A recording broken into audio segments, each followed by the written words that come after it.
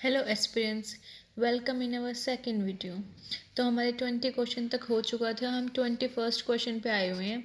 जिसने पिछली वीडियो नहीं देखी, पहले वो जाके पिछली वीडियो देखो और फिर उसके बाद इसे स्टार्ट करो। यहाँ से भी कर सकते हो, ऐसा कुछ नहीं है, बट पहली वीडियो देखना भी ज़रूरी है। प्राचीन भारतीय शिक्षा प्रणाली किस पर आधारित थी? जो पहले की जो प्राचीन जो भारतीय शिक्षा प्रणाली थी, वो क्या चीज़ किस चीज़ पर आधारित थी, मतलब क्या चीज़ होनी चाहिए थी? मेन इम्पोर्टेंट चीज़ क्या थी उसमें? ए ऑप्शन स्मरण और दोहराव, बी ऑप्शन आलोचनात्मक चिंतन और विश्लेषण, सी ऑप्शन आयोगिक ज्ञान, डी ऑप्शन उपरोक्त में से कोई भी नहीं। आलोचनात्मक चिंतन तो पहले ऐसा कोई नहीं था कि शिक्षा प्रणाली में ये सब। प्रायोगिक ज्ञान भी नहीं था। स्मरण और दोहराव पे ज़्यादा फोकस रखा जाता था कि उसी चीज़ को बार बार रिपीट किया जाए ताकि बच्चे को ज़्यादा से ज़्यादा अच्छे से याद हो, वो सीखे। 22 क्वेश्चन। प्राचीन भारत में शिक्षा प्रणाली निम्न से किस पर आधारित थी? तो ए ऑप्शन है व्यवहारिक ज्ञान, बी सैद्धांतिक ज्ञान, सी ए और बी दोनों, डी उपरोक्त में से कोई भी नहीं।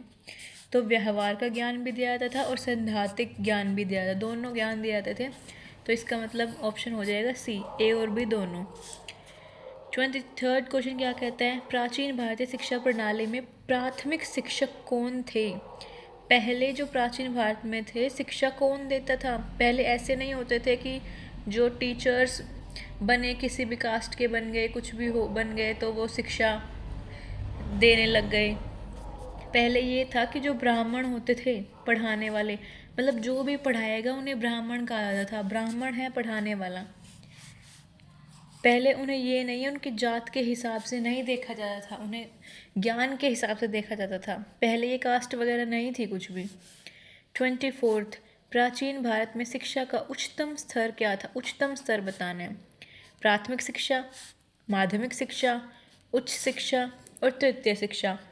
तो प्राथमिक शिक्षा तो वैसे ही पहली, माध्यमिक जो बीच मतलब प्रथम द्वितीय तृतीय, ये तो आपको पता ही है, 5th तक पढ़ाते हैं, फिर उसके बाद 6 से 8 तक पढ़ाते हैं ये सब। तो सबसे ज़्यादा उच्च शिक्षा जो हायर एजुकेशन है वो थी उच्चतम स्तर। 25th में क्या कहते हैं? निम्नलिखित में से कौन सा प्राचीन भारतीय शिक्षा का मुख्य उद्देश्य था? तो मुख्य उद्देश्य देखते हैं क्या था। व्यक्तिगत लाभ के लिए ज्ञान प्राप्त करना, सामाजिक लाभ के लिए ज्ञान प्राप्त करना, आध्यात्मिक लाभ के लिए ज्ञान प्राप्त करना। तो अपने व्यक्तिगत के उसमें पढ़ाया जाता था, सामाजिक में के लिए पढ़ाया जाता था और आध्यात्मिक लाभ के लिए भी ज्ञान दिया जाता था। तो उपरोक्त सभी तीनों। 26 क्वेश्चन है, प्राचीन भारत शिक्षा प्रणाली में निम्नलिखित में से कौन सा विषय नहीं पढ़ाया जाता था? नहीं पढ़ाया जाता था। गणित, विज्ञान, दर्शन, भूगोल।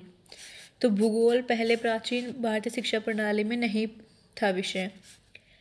27th क्वेश्चन है, किस ब्रिटिश गवर्नर जनरल ने भारत में अंग्रेजी शिक्षा प्रणाली की स्थापना की? पहले जो अंग्रेजी शिक्षा प्रणाली आई, इससे पहले तो अंग्रेजी पे फोकस नहीं था ना, अंग्रेजी नहीं पढ़ी जाती थी यहाँ पे। बट उसके बाद जब ये ब्रिटिशर्स आए, अंग्रेज आए, तो उन्होंने ही आके अंग्रेजी का प्रचलन किया था। तो किसने कहा था? Lord William Bentinck. मतलब शिक्षा प्रणाली की थी किसने? लॉर्ड विलियम बेंटिक ने, या फिर लॉर्ड कॉर्नवालिस, लॉर्ड डलहौजी या लॉर्ड कैनिंग?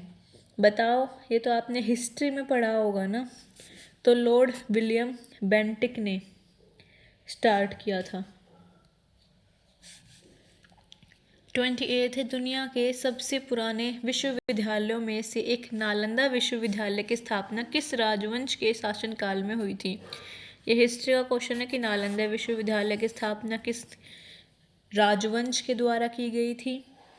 तो मौर्य राजवंश, गुप्त राजवंश, चोल राजवंश या मुगल राजवंश? तो इसका आंसर हो जाएगा मौर्य राजवंश। इनके टाइम पे हुई थी नालंदा विश्वविद्यालय की स्थापना। किस ग्रंथ में प्राचीन भारतीय शिक्षा प्रणाली का वर्णन है? जो प्राचीन भारत में शिक्षा दी जाती थी उस प्रणाली का किस में वर्णन है? महाभारत में है या रामायण में है, अर्थशास्त्र में है या वेद में है?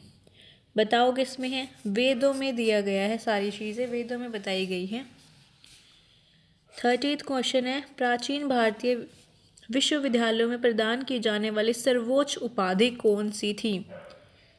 जो सर्वोच्च उपाधि जो दी जाती थी वो कौन सी दी जाती थी?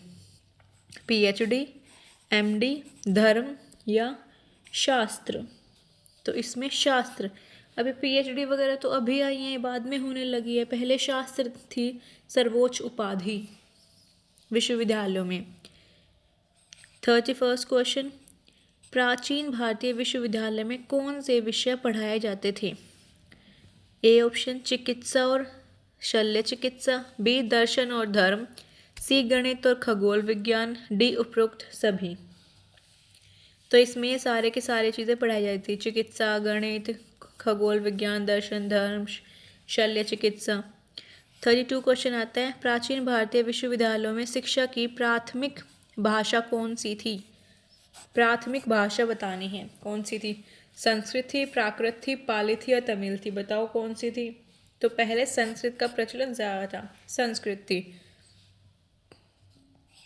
33 क्वेश्चन, प्राचीन भारतीय शिक्षा प्रणाली में गुरु की क्या भूमिका थी? गुरु की क्या भूमिका थी? हमें गुरु की भूमिका बतानी है। धर्मशास्त्रों की शिक्षा देना या सांसारिक ज्ञान देना या छात्रों को उनके आध्यात्मिक विकास में मार्गदर्शन करना या उपरोक्त सभी? तो इसमें तो यही सिंपल सी बात है, धर्मशास्त्रों की भी शिक्षा दी जाती है छात्रों को, उनके आध्यात्मिक उनके विकास के लिए भी कहा, संसारिक ज्ञान भी दिया जाता पहले, तो उपरोक्त सभी। 34 क्वेश्चन है, शिक्षा की गुरुकुल प्रणाली में छात्रों को पढ़ाने के लिए कौन जिम्मेदार था? कौन पढ़ाया था? अध्यापक पढ़ाया, माता पिता, गुरु या पुजारी? ये तो आप सभी को पता ही होगा कि गुरु ज्ञान दिया करते थे पहले। 35 क्वेश्चन, प्राचीन भारत में शिक्षा का मुख्य केंद्र क्या था? मुख्य केंद्र बताना है। तकनीकी कौशल, आध्यात्मिक और नैतिक मूल्य, सामाजिक स्थिति या शारीरिक दक्षता? तो इसमें आपको क्या लग रहा है? शारीरिक दक्षता ऐसा तो कुछ भी नहीं था कि शरीर के हिसाब से या समाज की स्थिति से, या तकनीकी कौशल ऐसा कुछ भी नहीं था, तो आध्यात्मिक और नैतिक मूल्य। 36 क्वेश्चन, प्राचीन भारतीय शिक्षा में ज्ञान का मुख्य स्रोत क्या था?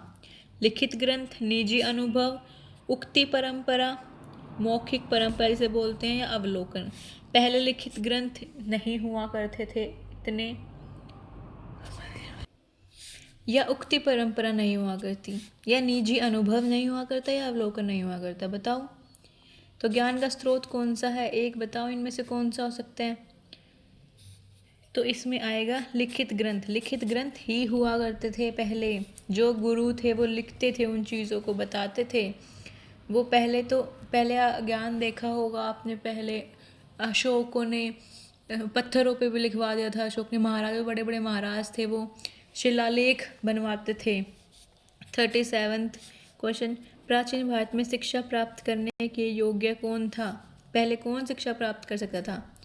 ए ऑप्शन केवल परिवार के लड़के, बी केवल लड़कियां, सी लड़के और लड़कियां दोनों, डी केवल उच्च जाति के परिवारों के बच्चे।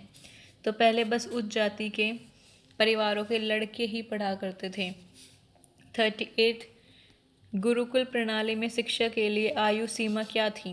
पहले आयु थी, वो क्या आयु निर्धारित की जाती थी? 10 से 20 वर्ष के बच्चे। 39 क्वेश्चन, किस प्राचीन भारतीय ग्रंथ को शिक्षा का सबसे पुराना और सबसे प्रामाणिक ग्रंथ माना गया है? ऋग्वेद, उपनिषद, अर्थशास्त्र या श्रीमद् भगवद गीता? तो बताओ, ये तो आपने पढ़ा ही होगा कि सबसे ज़्यादा कौन सा था। तो पहले सबसे पुराना और सबसे प्राथमिक ग्रंथ माना गया है।